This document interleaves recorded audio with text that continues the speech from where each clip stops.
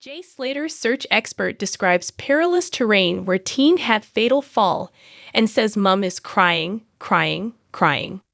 Esther van Neerbos, who leads volunteer group Signy Zokanden, flew to Tenerife hours before Jay's body was found on Monday morning.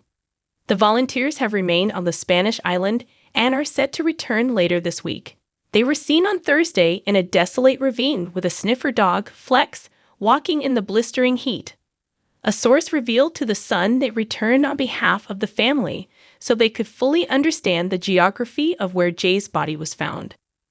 Esther, who's a veterinarian, explained dog Flex indicated a particular spot in the ravine, which she described as difficult and dangerous. The perilous ravine had extremely steep cliffs both sides and goes from 20 meters to 100 meters wide in certain areas. Esther said Jay would not have been able to get to the sea from there, as has been claimed, because he would have run into huge cliffs that are near impossible to pass. Esther added that she has urged the family not to lay flowers in the exact spot where Jay was found as it is too dangerous.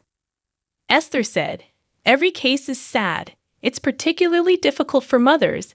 It is never nice to have to search for a young child. Losing your boy is the worst thing you can think about. I think the rescue workers that found him did a very good job. Jay was a very young guy. He did very well to get as far as he got. The place where he was found is a very dry, small valley, very difficult to get into."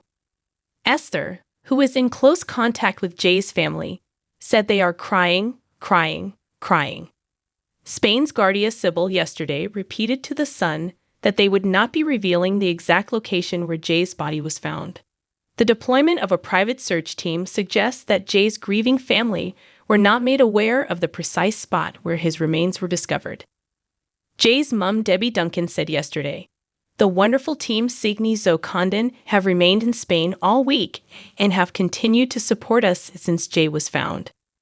They are due to fly home in the coming days, and we are so appreciative of their dedication and support." Jay's family, who were seen yesterday for the first time since his remains were found, have blasted online trolls criticizing them over the £60,000 raised for the repatriation of his body home.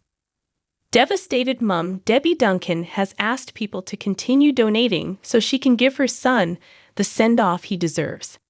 But online trolls have targeted the family, disbelieving that they need all that cash and more. They have currently raised £62,500 at the time of publication.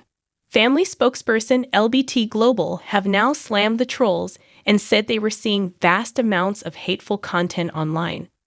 Boss Matt Searle said, "This hate comes from people who, I assume, have never had to repatriate a deceased loved one. Those costs can top £20,000 easily.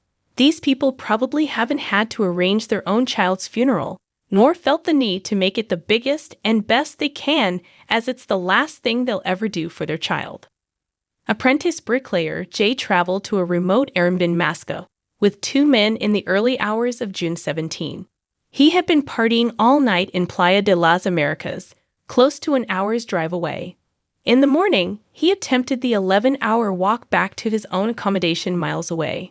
Jay made a tragic final phone call to friend Lucy Law to say he was lost, needed water, and only had 1% phone battery.